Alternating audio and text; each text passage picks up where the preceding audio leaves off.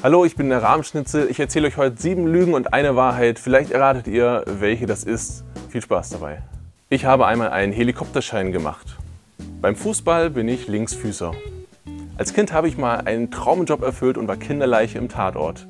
Ich kann bis zu 10 Meter weit auf den Händen laufen. Beim Fallschirmspringen wollte einmal der Hauptfallschirm nicht aufgehen, also musste ich den Sicherheitsfallschirm benutzen. Vor vielen Jahren war ich mal deutscher Jugendmeister im Taekwondo.